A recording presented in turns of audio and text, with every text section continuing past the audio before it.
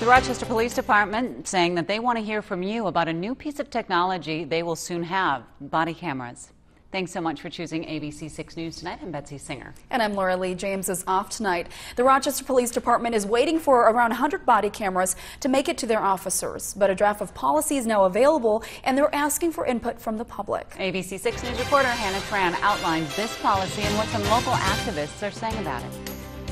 When to hit record, when to turn it off. A more specific idea of each is now outlined in a draft of Rochester's body camera policy for police. I think the overall premise of the body cameras is when the police are interacting with the public, there's an expectation that that's going to be on. According to this draft, it's somewhat dependent on the situation, but common examples of times to activate the camera include traffic stops, arrests, pursuits, searches, and of course the use of force and confrontations. There are instances where somebody may be saying, I don't want this recorded, but we recognize, for instance, in an arrest situation, that's really not an option. To deactivate, the draft policy suggests it occurs at times to protect accident scenes when there's no possible loss of critical evidence, or to protect the officer.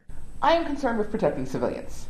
The first, most important thing that we can do is require body cameras to be on at all times. The circumstantial control of the camera troubles members of Rochester for Justice, a local movement parallel to Black Lives Matter.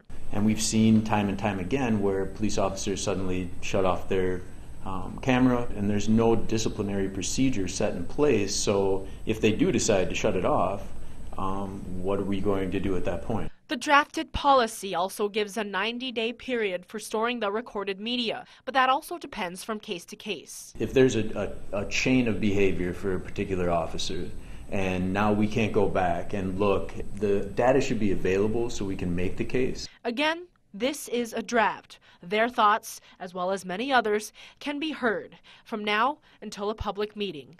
In Rochester, Hannah Tran, ABC 6 News. Well, that public meeting is going to take place at 6:30 on September 2nd at the library. You can find a link to a copy of the draft of that policy on our website. We're also encouraging anyone to share your thoughts on our Facebook page.